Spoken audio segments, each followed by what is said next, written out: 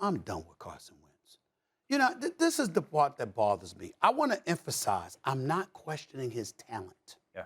I think the talent is there. And I don't want to call anybody an idiot. But can we say you just do idiotic things? This guy, it's less than a minute and a half remaining. You're 3 yards from your own goal line. And you not only throw an interception when you should have just threw the ball down, but you switch hands and throw it with your left hand and just lob it. It's like, I'm just sitting there looking. Listen, this is a guy that was in Philadelphia and for a year and a half was atrocious.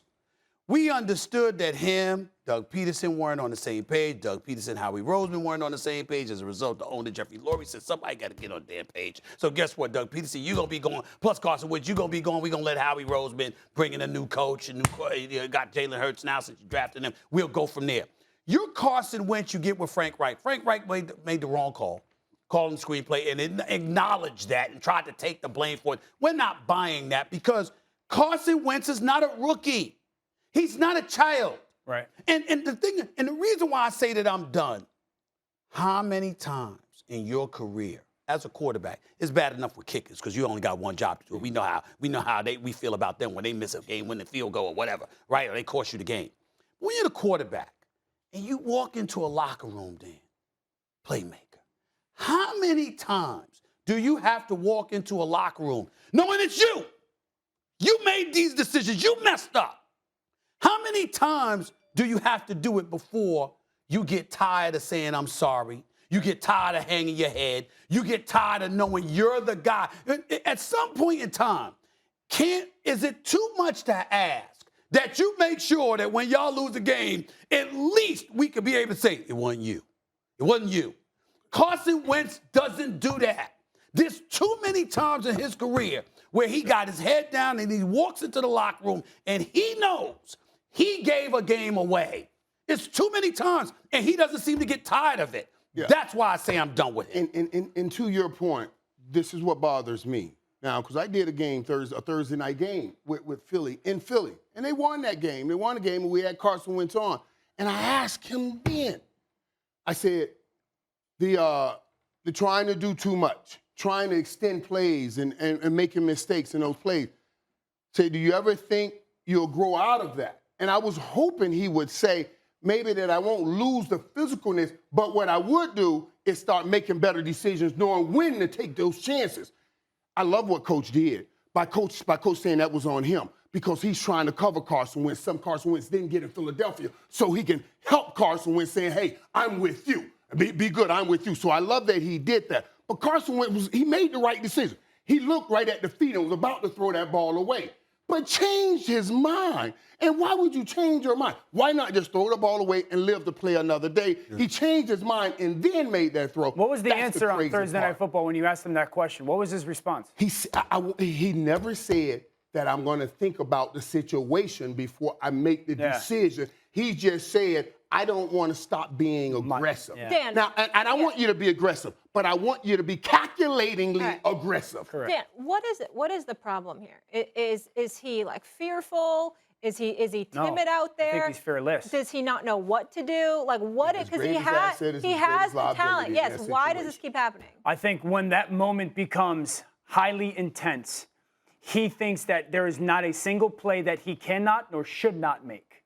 We have to remember this kid is from a small town, went to a small school. So he's got that mindset of constantly trying to prove.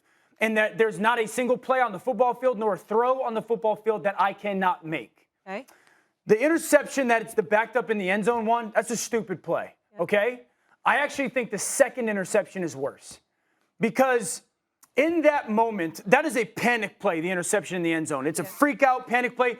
It's the same play that he got hurt against the Seattle Seahawks in the playoffs. Screen pass, I don't want to throw it away because that's the right thing for me to do. I can go make a play. No, you can't. No, you can't. The second interception to me is a calculated, I'm throwing this football downfield.